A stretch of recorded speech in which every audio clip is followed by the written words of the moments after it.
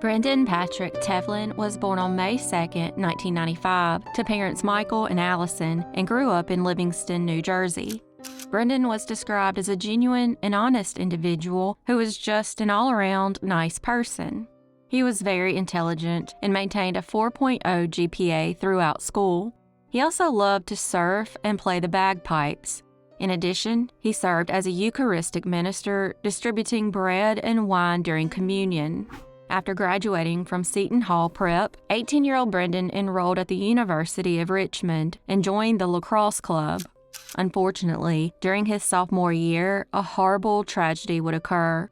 Just before midnight on June 25, 2014, as Brendan was returning home in his Jeep Liberty from a friend's house after playing video games, he stopped at the traffic light at the intersection of Northfield Avenue and Walker Road in West Orange, New Jersey.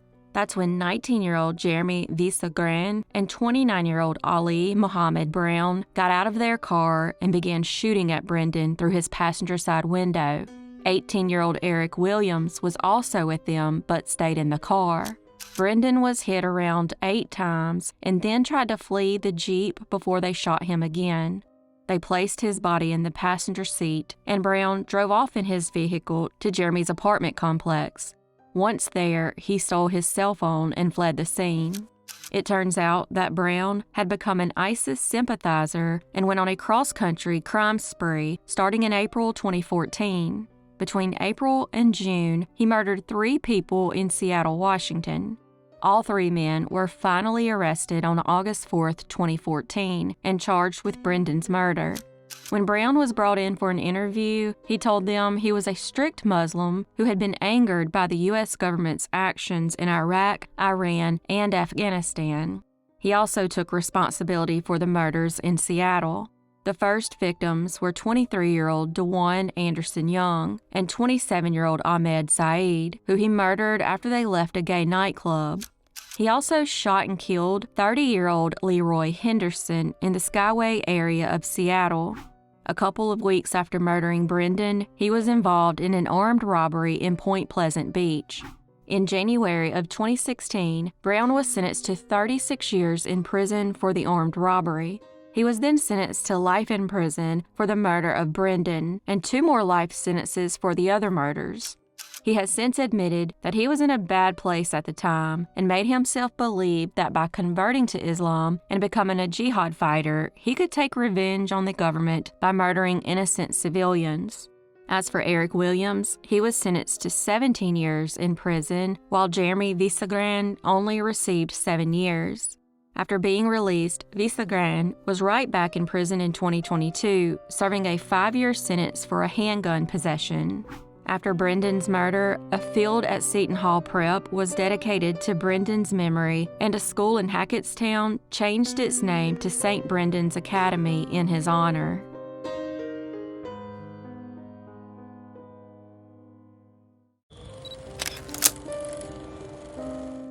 Dana Marie Ireland was born on December 12, 1968, in Fairfax, Virginia, to parents John and Mary.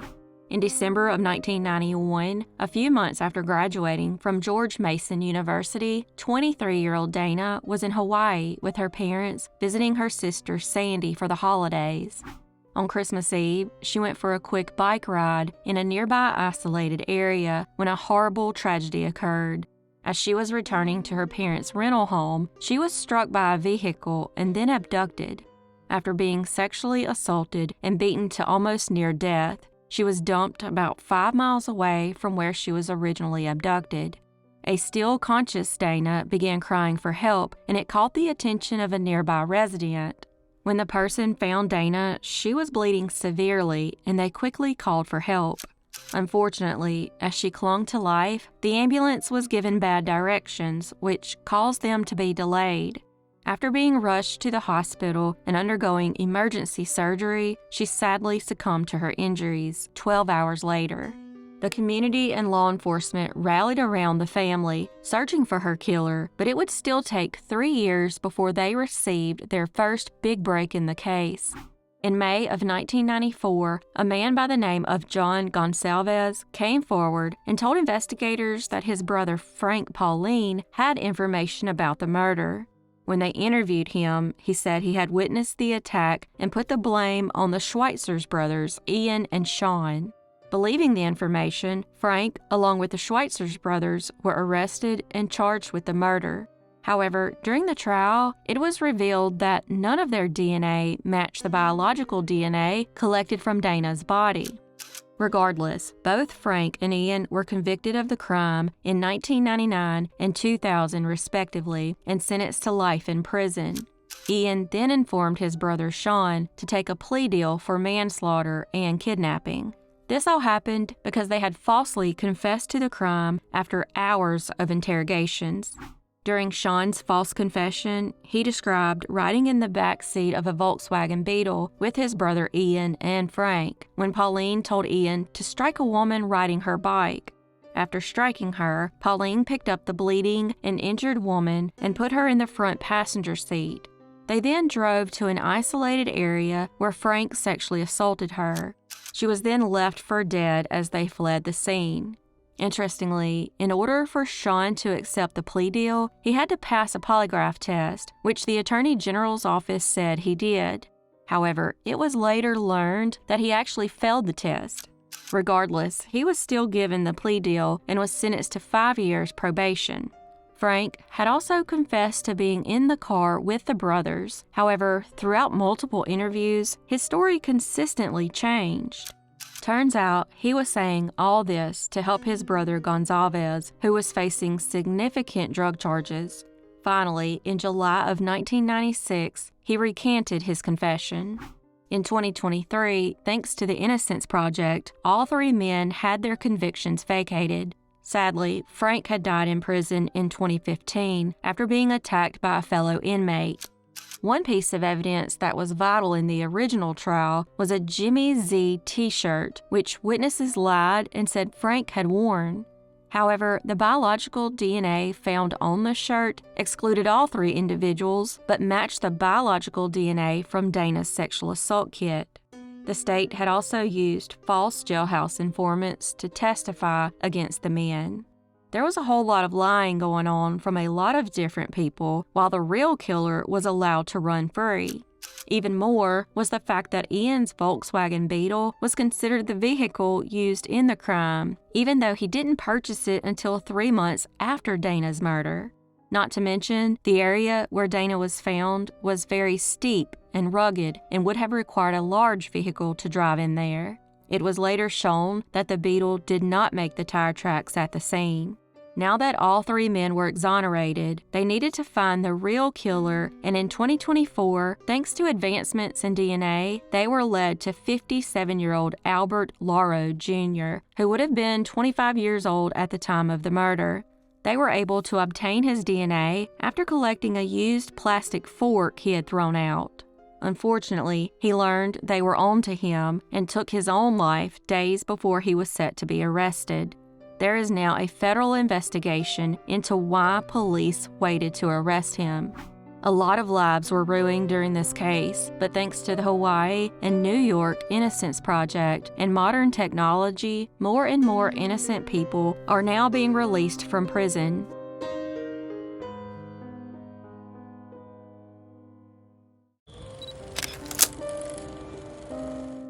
Maya Katherine Zapata was born on August 25, 1965, and grew up in Louisville, Kentucky.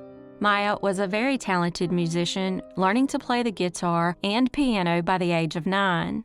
Her passion for music would only deepen, and she would gain inspiration from artists such as Billie Holiday and Bessie Smith. In 1984, she moved to Ohio to attend Antioch College, where she majored in liberal arts. 2 years later, in 1986, she co-founded the punk band The Gits, and it quickly gained a following. Then, in 1989, she and her bandmates relocated to Seattle, Washington, and their popularity continued to grow. That is, until her life was sadly cut short. On the night of July 6, 1993, Maya had just come back in town after a 3-week tour and met friends at one of her favorite bars, Comet Tavern, at around 10 p.m. After leaving the bar, she went to a friend's apartment in the Capitol Hill neighborhood until about 2 a.m. She then left on foot but never arrived home. About an hour later, she was found beaten, sexually assaulted, and strangled to death. In response to her death, the community created a nonprofit organization called Home Alive, The Art of Self-Defense, and bands such as Hootie and the Blowfish and Sonic Youth donated money. In 2001, a routine search through the CODIS DNA database matched a man by the name of Jesus Mezquia, who was a convicted felon living in Miami, Florida. Mezquia was originally from Cuba and had a lengthy criminal record that spanned multiple states. Some of his charges consisted of kidnapping, false imprisonment, robbery, and indecent exposure.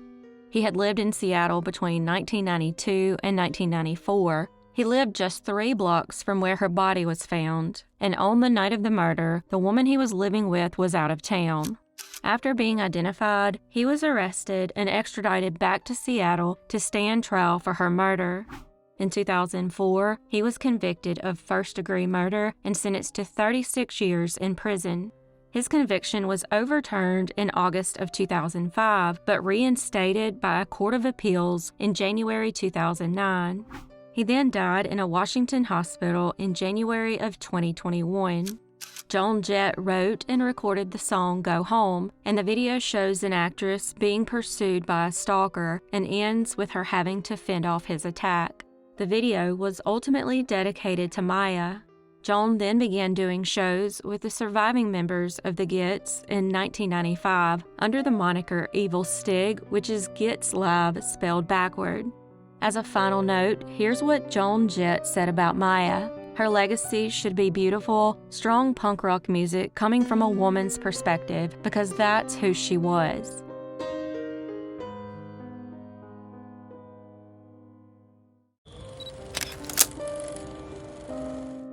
Nikki McPhatter was born on September 28, 1978, and after graduating from high school, she joined the U.S. Navy. She was described as a very adventurous individual who often enjoyed skydiving. In 2009, 30-year-old Nikki was living in Charlotte, North Carolina, and worked as a ticket agent for U.S. Airways at the Charlotte International Airport. That same year, she met Theodore Manning IV, who went by Teddy, on the dating site Tagged.com. Teddy was a divorced father to a young daughter and had also served in the military. After being discharged from the U.S. Air Force, he took a job at a power plant in Columbia, South Carolina. On weekends, Nikki would drive an hour and a half to see him. Unfortunately, Manning wasn't exactly committed to her and continued seeing other women. After a few months, Nikki told her sister LaToya that she was breaking things off. So on May 6, 2009, she left for Columbia, telling her sister that she wanted to get a few of her things back, including some jewelry she had given him for repairs. However, that would be the biggest mistake of her life, and after leaving, her family would never see her alive again. LaToya had tried to call her later that day, but was unable to reach her. She didn't initially think anything of it because Nikki worked for an airline and often took trips out of town. However, all that changed when Nikki's boss called LaToya and informed her that Nikki had not shown up to work in almost a week. She was then reported missing on May 11th, 5 days after she was last seen. Investigators were then able to locate Manning through the website he and Nikki had met on.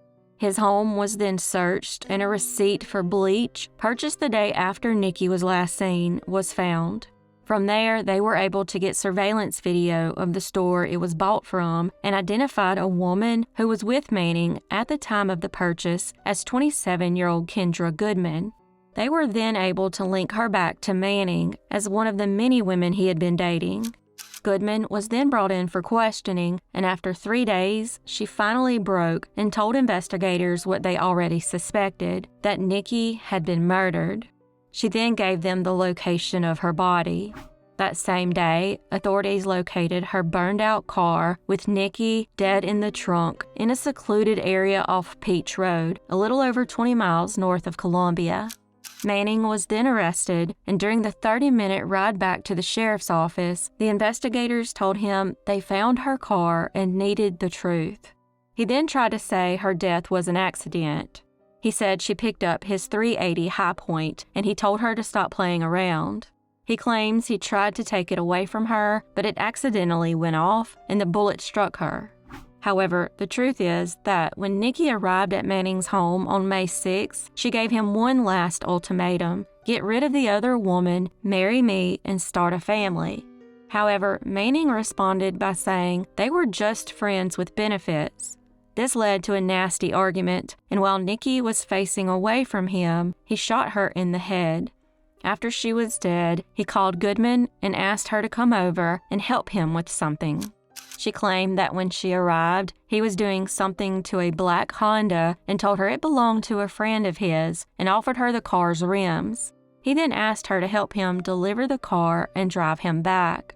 She said they drove to a remote area on Peach Road, and he asked her to wait in a church parking lot while he drove the car down a dirt road. She said she then heard a huge explosion, which was Manning setting the car on fire. He then walked back down the dirt road and got inside her vehicle. She said he smelled like gasoline and tried to say they were burning trash. Once the car and body were disposed of, the couple had sex, and then Goodman went to work. She said she didn't realize the car belonged to Nikki until investigators contacted her. Investigators found Nikki's blood splatter in Manning's bedroom and found surveillance footage of him using her ATM card. In total, he used her card 7 different times and withdrew $588 from 2 of her accounts. After Manning's arrest, he tried to say that Goodman had come up with a plan to dispose of her remains. While investigators don't believe that, they do believe that she knew Nikki was dead the entire time, especially since she had gone with him to buy the bleach, which she tried to say was for her own home. She was also with him when he used Nikki's ATM card, and then he gave her $80 of the money he stole. In the end, Manning was convicted for her death, but only for voluntary manslaughter, which shocked Nikki's family. He was given 30 years and will still have to serve at least 85% of that. Goodman was convicted of being an accessory after the fact and served less than 2 years in prison. Her sentence was reduced because she cooperated with the police and testified against Manning.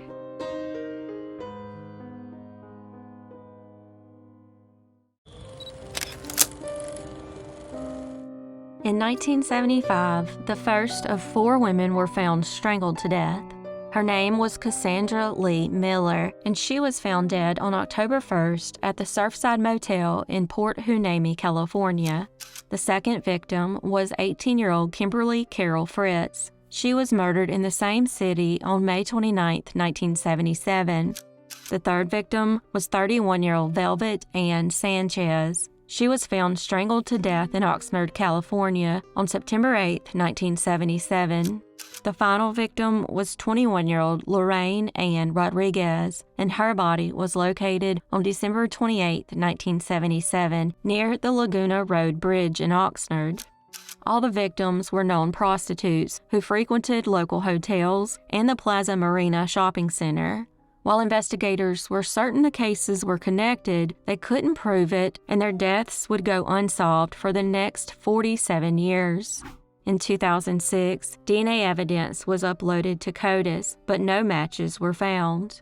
Then, in 2023, biological DNA collected from the crime scene and victims was once again uploaded to CODIS, and this time, they got a match to 73-year-old Warren Luther Alexander from Diamond Head, Mississippi. His DNA was added to the system after he was arrested on March 15, 2022, for the 1992 murder of 29-year-old Nona Cobb in North Carolina. Nona was found strangled to death on an interstate northwest of Winston-Salem on July 7, 1992. On August 6, 2024, Alexander was extradited to California and charged with the murders of Kimberly, Velvet, and Lorraine.